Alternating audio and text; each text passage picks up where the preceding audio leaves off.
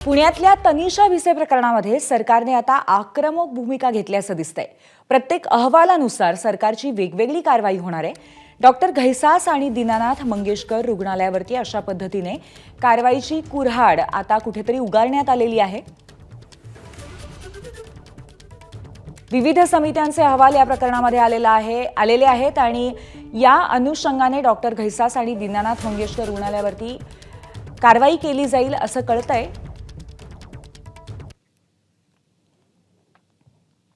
या संदर्भातले महत्त्वाचे मुद्दे आपण पाहतोय। वैद्यकीय शिक्षण विभागाची चौकशी आणि पुणे पोलीस आयुक्तांना गुन्हा दाखल करण्यासाठी अहवाल।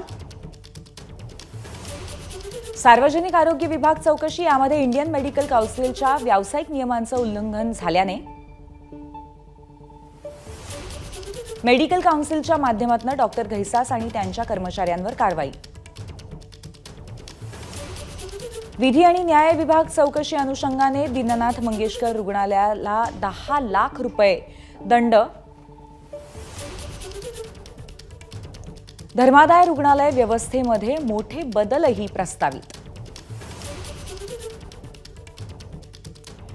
तर अशा पद्धतीने या संदर्भामध्ये आक्रमक भूमिका आणि अनेक बदल सुद्धा प्रस्तावित करण्यात आलेले आहेत। आपण अधिक माहिती घेऊया। आपले प्रतिनिधी अभिषेक मुठाळ आपल्याला या संदर्भात माहिती देत आहेत। अभिषेक,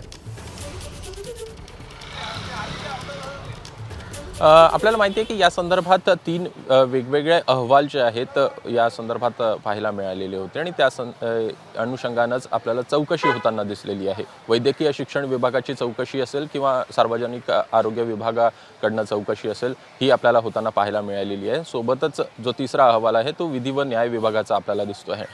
पहिल्या जर का बद्दल बोलायचं तर या संदर्भात आपल्याला पुणे पोलिसांकडून या जे घैसास आहे त्यांच्या विरोधात कारवाई होताना पाहायला मिळालेली आहे।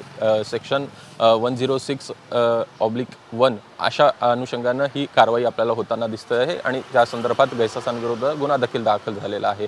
दुसरीकडे कुठेतरी IMAच्या नियमांचं उल्लंघन असेल किंवा निष्काळजीपणाचा ठपका असेल, हा देखील आपल्याला यामध्ये ठेवण्यात आल्याचं पाहायला मिळतं। घैसास आणि त्यांच्या कर्मचाऱ्यांविरोधात असेल, सोबतच मंगेशकर रुग्णालय आहे त्यांना देखील 10 लाखांचा दंड जो आहे तो ठोठावण्यात आलेला आहे। एकूणच या संदर्भात जर पाहायचं तर 2 वेगवेगळ्या FD आपल्याला 5-5 लाखाच्या होताना पाहायला मिळेल, ज्याच्यातनं उपचार असेल किंवा मग जो शैक्षणिक खर्च आहे तो देखील मुख्यमंत्री सहायता निधीमधनं आपल्याला होताना दिसणार आहे। दुसरीकडे हे सगळं प्रकरण समोर आल्यानंतर कुठेतरी धर्मादाय रुग्णालयांवर प्रश्न जे आहेत ते उपस्थित होताना पाहायला मिळत होते आणि त्यामुळे मुख्यमंत्री धर्मादाय कक्षाकडनं सगळ्या काही आता या इंटरव्हेन्शन आपल्याला पुढे होताना पाहायला मिळणार आहे।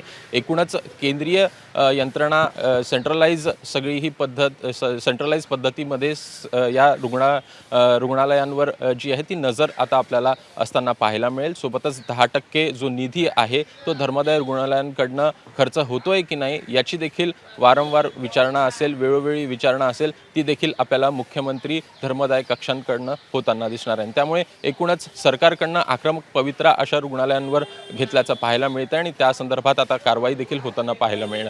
आरोग्य सचिवांकडे जो अहवाल आहे या तिन्हीचा आपल्याला जाताना दिसेल आणि त्यानंतर मुख्यमंत्र्यांकडे तो एक अहवाल पूर्णपणे प्राप्त होईल। त्यानंतर मुख्यमंत्री नेमकी काय भूमिका घेत आहेत हे बघणं देखील महत्त्वाचं असेल। मात्र सध्याला वेगवेगळ्या ज्या चौकशा आपल्याला पाहायला मिळाल्या त्या अंतर्गत ह्या कारवाई आपल्याला होताना दिसतील।